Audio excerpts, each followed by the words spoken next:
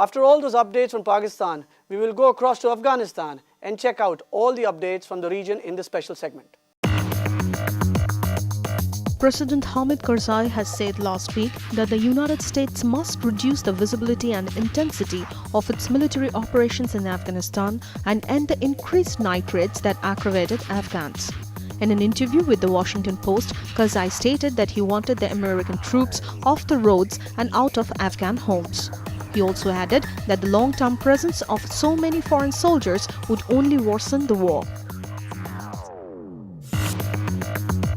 On the other hand, U.S. Secretary of State Hillary Rodham Clinton tried to downplay a reported dispute between the international community and the Afghanistan's president. Speaking to the reporters, Clinton said that the raids were crucial in the fight against insurgents. Clinton even sought to reassure the Afghan leader that the U.S. shared his concerns and supported his goal of transferring responsibility to an Afghan lead by the end of 2014. Now, last week, US President Barack Obama and his Russian counterpart Dmitry Medvedev met on the sidelines of the Asia-Pacific Economic Cooperation Summit to discuss the nuclear arms reduction treaty, the upcoming NATO summit, and also Afghanistan. Mr. Obama reiterated his determination to finalize the New START treaty that would reduce US and Russian nuclear weapon stockpiles by as much as one-third. Now the talks mainly focused on the upcoming NATO summit in Lisbon, aimed at improving Russia's relation with the alliance and the situation in Afghanistan. U.S. Special Representative to Afghanistan and Pakistan Richard Holbrooke said that the NATO summit in Lisbon will mark a turning point in the prosecution of the war in Afghanistan, as it will lay out a roadmap to end the combat operations by 2014. However, he added that it won't spell the end of the international presence in Afghanistan. The decision of NATO to set a 2014 target for handing over security to Afghans is expected to be decided at the Lisbon summit. The allies appear to agree the target here is realistic, but that hardly means the war is ending. In an opinion column posted on the New York Times website, US President Barack Obama has described the 2014 target date as Karzai's goal, which will be adopted by NATO. A new strategic concept, the start of a new phase in Afghanistan, and a fresh start with Russia. On the other hand, a senior advisor to President Hamid Karzai has insisted that the Afghan leader shared the same strategic interests as NATO and its allies.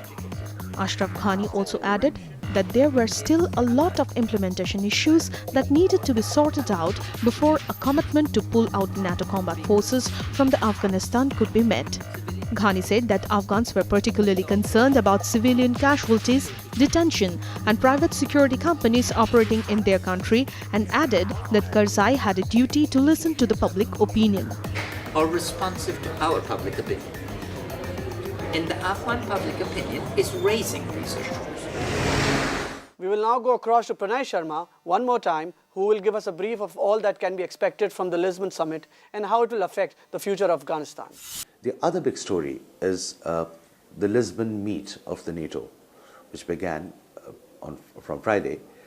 This is interesting because NATO is an alliance which came into being in the 20th century, and this will give it an opportunity to look into how this alliance of the 20th century is capable, how effective it is to face the challenges of 21st century. There are a lot of problems that are happening, there are new challenges which are coming up, and this is something which they are going to look at, and that's the meeting mainly, that is what they are focusing on.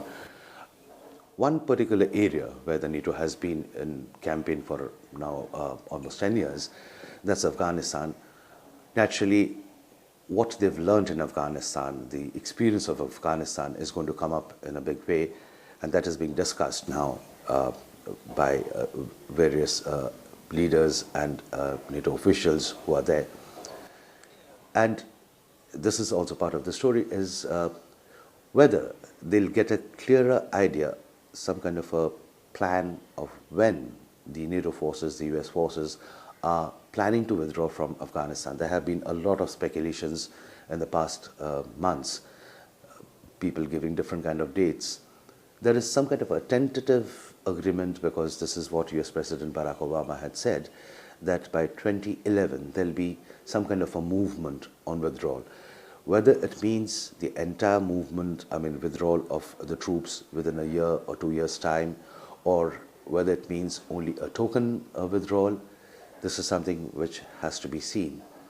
But run up to the Lisbon meet, there were reports that the Afghan President Hamid Karzai and the top NATO official there, General Petraeus, they had a bit of differences on how to go about, particularly on the night raids that were being carried out. Now, according to President Karzai, that these raids were alienating the civilian population of Afghanistan.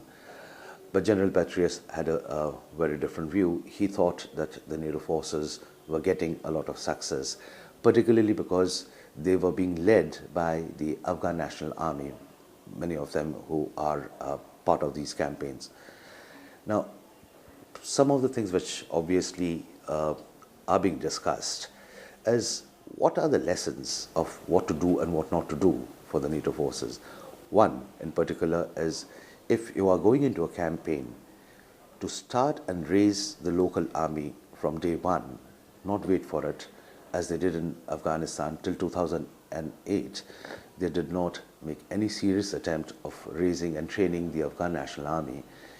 And now the only date one can have in mind by when they'll be ready to take control of the situation in Afghanistan would be somewhere around 2014. And let's see, even then, whether they will be capable enough, will be effective enough to control things on their own, or whether the US and NATO forces will continue to be there to bring the situation under control, and so that peace and stability returns to Afghanistan.